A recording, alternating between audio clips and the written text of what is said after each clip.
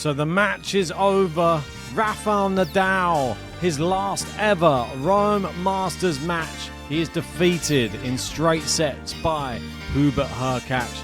This is my reaction. Let's go through it.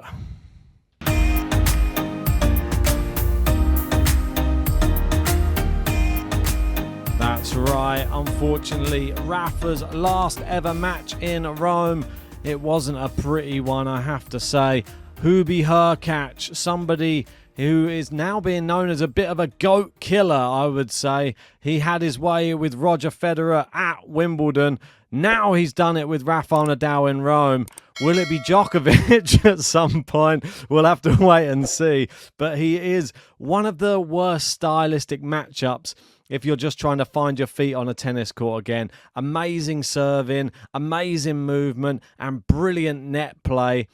Very, very tough to really get into the match for Rafa. And that first set, it was a little bit of like he was getting bullied around the court by someone who looked more powerful and just looked fresher. Let's be honest. It was lovely to see him out there. The crowd were willing him on, but he lost 6-1, 6-3. The first two games of the entire match, though, lasted 27 minutes. Maybe Rafa would have done better had it not lasted that long. And this is just a picture of Nadal and Hurkacz after the 27 minutes. Yeah, it's the Isna Mahut graphic. I quite like that one.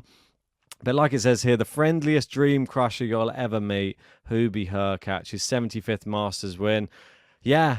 Silent assassin, I think it is for Hurkacz. Not even really much of a clay court master.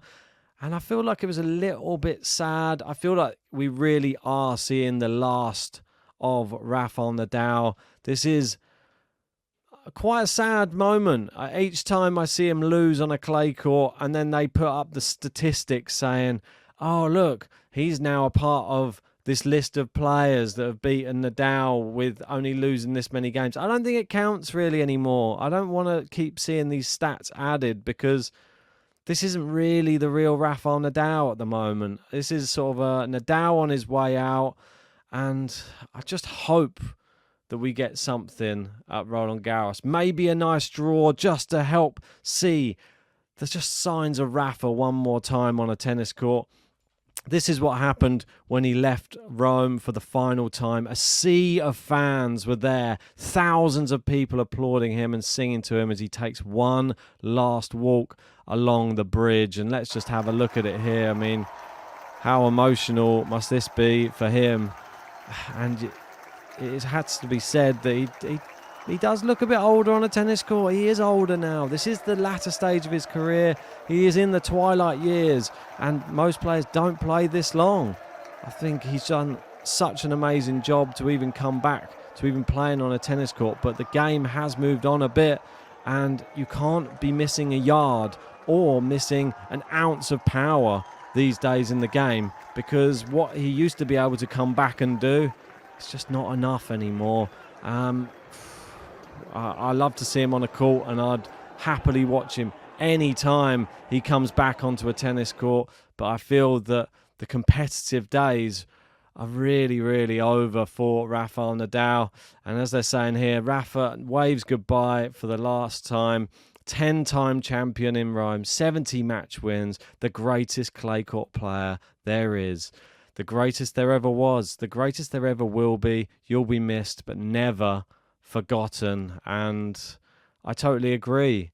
I know that I was maybe a little bit harsh. Maybe I was expecting too much from Rafa in the last tournament and just hoping that he would be back to his best.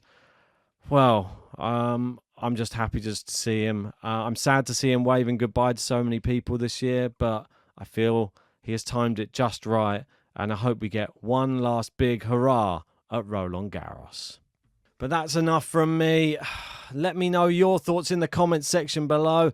Do you see Rafa doing well at Roland Garros? Do you think Hurkacz was just the better guy today, or is Rafa's decline just that steep right now? I want to know your thoughts, and if you haven't already, smash a like, subscribe, and we'll see you for more Rome Masters action coming up all next week.